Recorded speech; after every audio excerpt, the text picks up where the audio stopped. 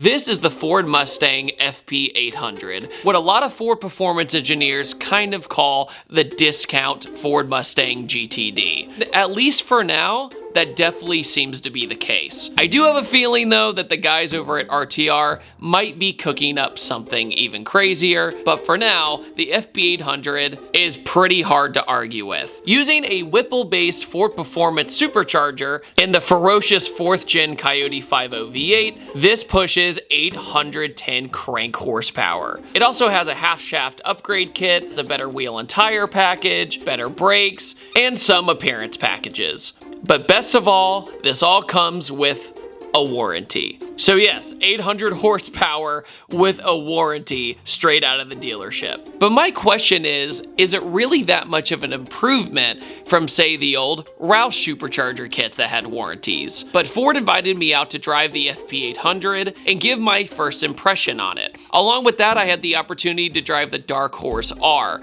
Basically, the best way I can describe it is think of like a spec Miata, but in Mustang form. And as a bonus, I got to ride in the absolutely barbaric F-150 EV race truck, which makes over 2,000 horsepower. So, what was my impression of the FP800? Let's talk about it.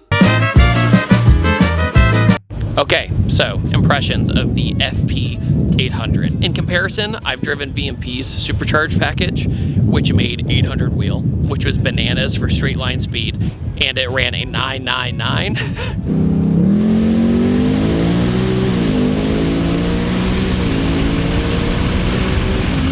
That is so badass.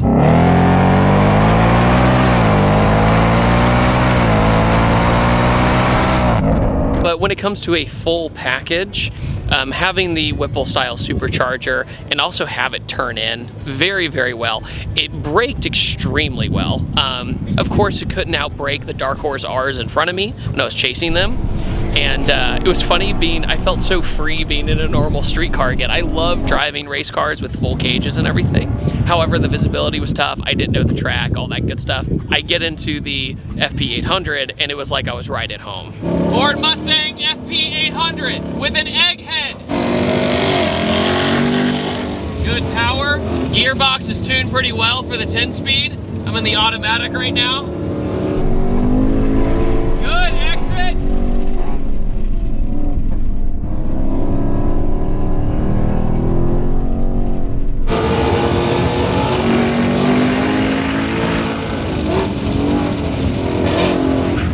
This also has tires that are a little worn out from the day from all the press drives, so that's another element to think about, but it is stickier than I expected, which is good.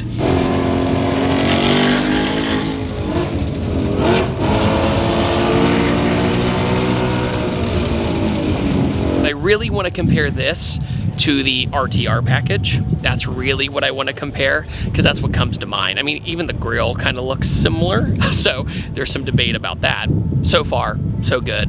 I think it's pretty incredible. You can walk into a dealership, buy something like that, get a full warranty on it, and it's a fast car. It's not a slow car, it's a fast car.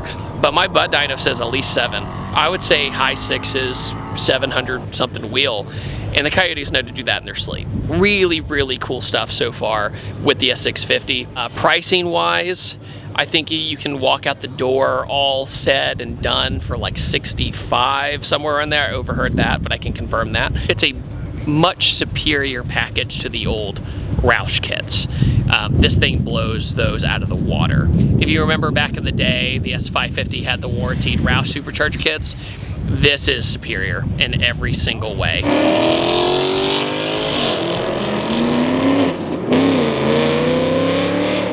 The car handles better, it drives better, it turns in better, it has a better wheel and tire setup, better brakes.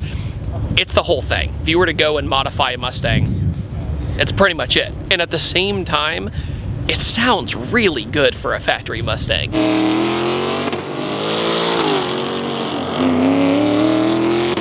Typically Mustangs, if they don't have like the valves and the exhaust and stuff, they're ultra quiet. And you're like, I have to buy an exhaust for this thing. It sounds fantastic. And it's just cool that I was able to follow some Dark Horse R's, and not to mention Frankie Muniz was the lead driver. You might remember him from a little show called Malcolm in the Middle. or Agent Cody Banks. It depends on when you watched him as a kid. For me, it was really cool, and he's also a very, very nice guy. So shout out to Frankie Muniz. Thanks for giving us these lead follow laps. They're amazing. I would like to spend a longer period of time with the vehicle as well.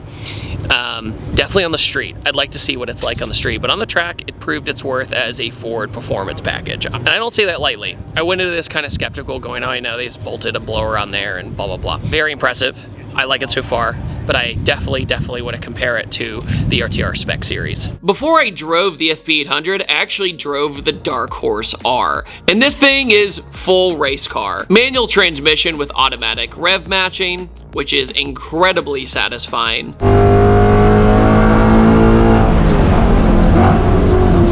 Harnesses, race seat, you name it. The Dark Horse R makes 500 horsepower and 418 foot-pounds of torque out of its naturally aspirated Coyote 5.0. It's got a Tremec 6-speed transmission, way better feeling than the MT82 you find in the normal Mustang GT. It's also got a 373 final drive, so it accelerates much quicker in the mid-range.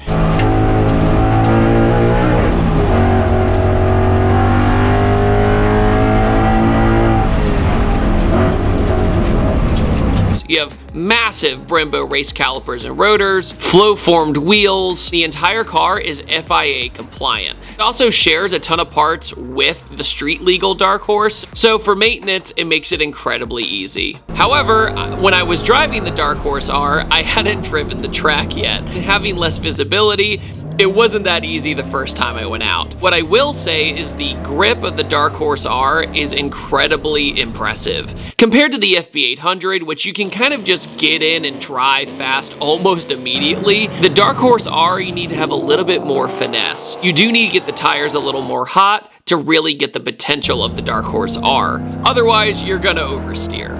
It definitely wasn't as user-friendly as the FP800, but the potential of the Dark Horse R to put down consistent lap times is pretty incredible.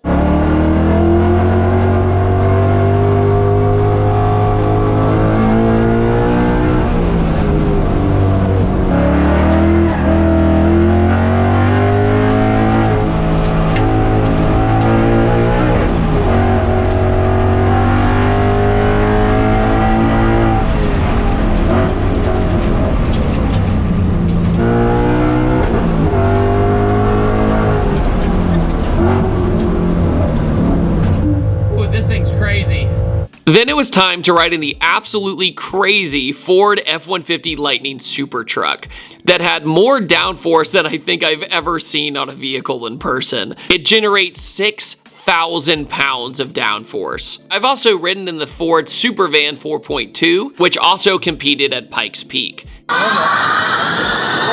That's what I was looking for. That was nuts. But this was on a whole different level. When we launched in this thing, it was pushing 2,000 horsepower to the wheels, to the point that it's not even fun anymore.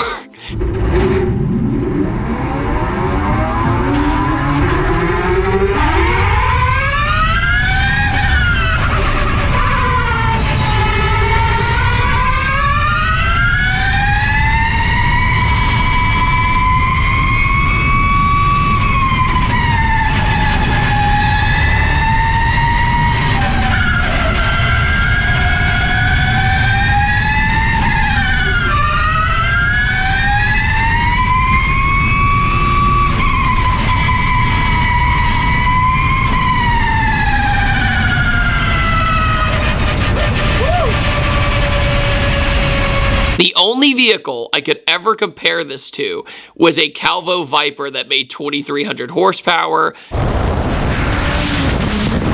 or an R35 GTR I've driven making almost 2,000 horsepower. Riding in this thing really made it clear how these things absolutely dominate at Pikes Peak.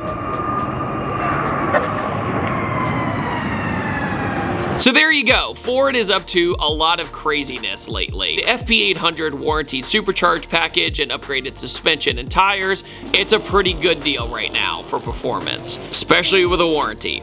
The Dark Horse R checks the box if you want to go racing on the weekends with a reliable, naturally aspirated Mustang, and also, of course, the crazy EV technology that's taking over racing in some aspects. I'm still gonna be a combustion guy, but I cannot lie how absolutely barbaric that F-150 Lightning was. So, what do you guys think about particularly the FP800? Do you think it's a good deal, or would you rather grab an RTR spec Mustang, or just put the supercharger on yourself? Put it down in the comment section below. Huge thanks to Ford Performance for inviting me out and gathering my opinion about all this stuff. And on that note, I typically upload on Tuesdays, Thursdays, and Sundays, and I will see you guys next time. Take it easy. Have a wonderful day.